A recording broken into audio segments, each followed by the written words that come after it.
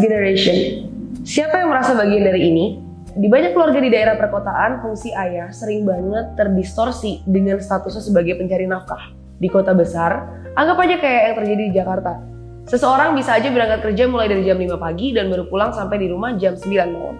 Misalkan, rumah seorang ayah itu ada di daerah Tangerang Selatan dan dia harus kerja di daerah kota Jakarta.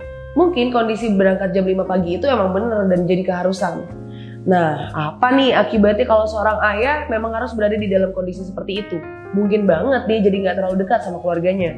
Mungkin kita berpikir kalau weekend itu jadi waktunya seorang ayah untuk habisin waktu sama keluarga. Tapi dengan tekanan pekerjaannya setiap hari, weekend biasanya malah jadi waktu yang tepat buat si ayah untuk istirahat dan gak mau diganggu. Apakah hal ini jadi hal yang buruk dalam hubungan ayah dan keluarga? Bisa jadi emang hal ini jadi hal yang buruk. Tapi mungkin aja ini sedikit bisa dimaklumi kalau ayah tersebut punya anak yang udah dewasa. Anak yang udah dewasa mungkin bisa sesekali aja ketemu sama ayahnya untuk ngebahas hal yang penting. Tapi nggak bisa begitu kalau seorang ayah ini punya anak yang berusia sekitar 6 tahunan atau kurang. Usia di bawah 5 tahun itu usia yang baik untuk seorang balita mengeksplor instingnya. Kegiatan ini bisa dilakuin bareng ibunya. Dimana di usia di bawah 5 tahun anak belajar untuk makan, buang air, sampai kegiatan yang emang mengasah insting lainnya.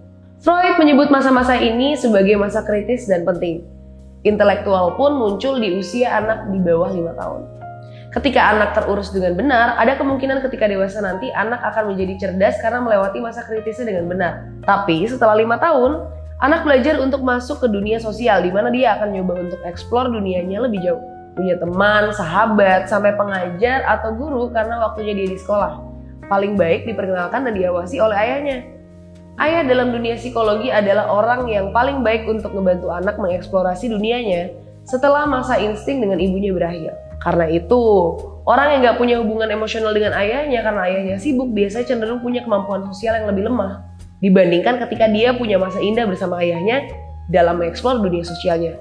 Wajar gak kalau banyak cowok yang jadi follower tokoh-tokoh yang misoginis dan patriarkis? Karena ngerasa tokoh itu bisa ngisi kekosongan figur ayah di hidup mereka.